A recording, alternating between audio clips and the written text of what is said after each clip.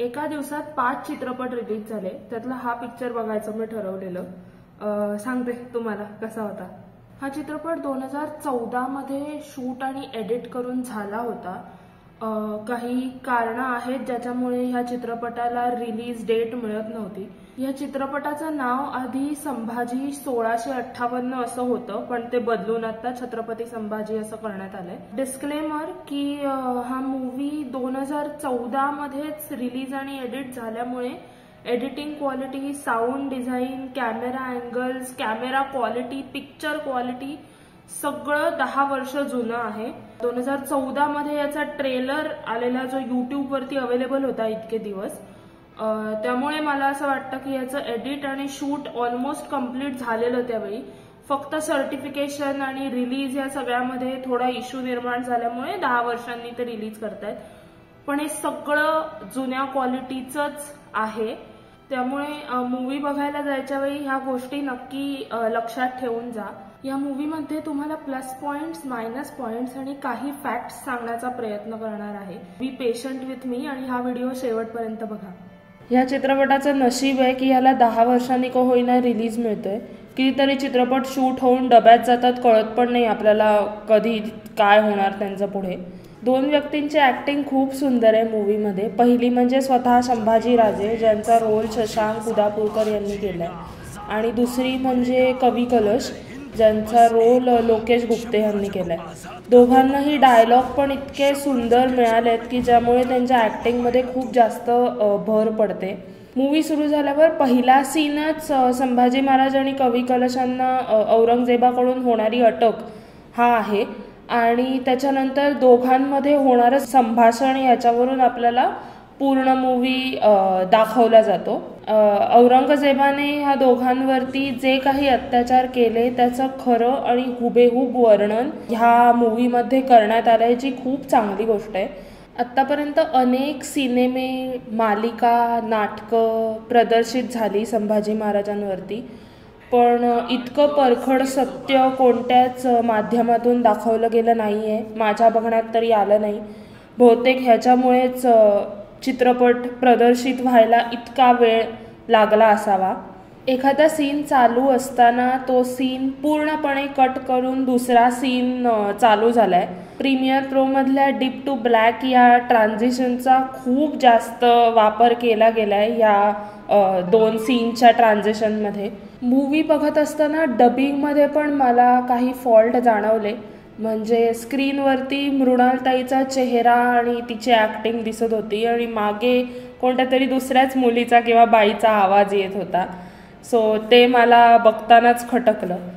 संभाजी महाराजांच्या राज्याभिषेकानंतर अगदी एका ओळीमध्ये त्यांचं कार्य उरकलंय. जास्त सीन्स, जास्त फोकस त्याच्यावरती ठेवला गेला नाहीये. संभाजी महाराज युद्धनीतीत अत्यंत कुशल आणि चपळ होते. 4 ते 5 तलवारी त्यांच्या गळ्यापर्यंत पोहोचतील इतके स्लो ते नव्हते. त्या ठिकाणी स्थिर त्यांना लढाईमध्ये बघता यायचं नाही. एकदा एकाला मार, दुसऱ्याला चीर, तिसऱ्याचं डोकं फोड, चौथ्याच्या छातीत भाला खुपस, ह्या सगळ्या गोष्टी ॲट अ टाइम करू शकायचं ते. त्या दोघांनाही ॲक्च्युली दोरखंड आणि बेड्या हे टाकून पकडण्यात आलं होतं. नॉर्मल तलवारी गळ्यावरती ठेवून नव्हतं पकडलं गेलं. संभाजी महाराजांवर झालेल्या अत्याचाराचा पाढा वाचला तर अंगावर अगदी काटा येतो. गरम चाकूने चामडी सोलून काढणे, त्या जखमा बऱ्या होण्याच्या आत मीठ चोळणे, दररोज मिठाच्या पाण्याने अंघोळ घालणे, हातावरची नखं उपटणे, जीभ कापणे, गरम सळ्या डोळ्यात घालून डोळे फोडणे, आणि असे काही अनगिनत अत्याचार त्यांच्यावरती फक्त 14 दिवसांच्या कालावधीत करण्यात आले होते. 14व्या दिवशी औरंगजेबाने मराठ्यांचा गुढीपाडवा हा मोठा सण कलंकित करण्याचा प्रयत्न केला. त्या दिवशी संभाजी राजे आणि कवी कलश यांच्या देहाचे असंख्य तुकडे करून नदीच्या पात्रात फेकण्यात आले. त्या गोरगरीब रयतेला आपल्या राजाची ही अवस्था पाहावली नाही. त्यांनी नदीच्या पात्रातून त्यांचे अवयव बाहेर काढले. त्या अनेक गावातली महिला, मुलं, पाटील, शेतकरी सगळे आले आणि त्यांनी ते भाग एकमेकांना शिवले आणि त्या देहाला शेवटचा अग्नी देण्यात आला. नंतर त्या पाटलांची नावं शिवले पाटील म्हणून प्रसिद्ध झाली. चारुदत्त आफळे महाराज हे खूप मोठे कीर्तनकार होते, ज्यांनी संभाजी महाराजांवरती एक कीर्तनमाला केली होती. त्याचे व्हिडिओज यूट्यूबवरती फ्रीली अवेलेबल आहेत. सो त्याची लिंक मी डिस्क्रिप्शनमध्ये देऊन ठेवेल. तुम्हाला इंटरेस्ट असेल तर तुम्ही नक्की ते व्हिडिओज ऐकू शकता. शिवाजी महाराजांनी कसं जगावं आणि संभाजी महाराजांनी स्वधर्मामध्ये स्वाभिमानाने कसं मरावं याची उदाहरणं प्रस्तुत केली आपल्या सगळ्यांसमोर. औरंगजेबासारखे अनेक शत्रू आले गेले, पण जोपर्यंत छत्रपती शिवाजी महाराज, संभाजी महाराज यांसारखे अनेक युगपुरुष, माहीत असलेले माहीत नसलेले, पूजा केली जाणारे आणि विस्मरणात गेलेले, इतिहास गाजवणारे आणि त्याच इतिहासात कुठेतरी लपलेले ह्या भूतळावर अस्तित्वात आहेत, तोपर्यंत या भारताला कोणाचीही नजर लागू शकत नाही. हा व्हिडिओ आवडला असेल तर ह्याला नक्की लाईक करा, चॅनलला सबस्क्राईब करायला विसरू नका आणि तुम्हाला जर फ्री वेळ असेल तर हा मूवी नक्की बघायला जा. अजिबात मिस करू नका, कारण हा असा मूवी आहे की मला वाटत नाही हा कोणत्या OTTवरती रिलीज पण होईल.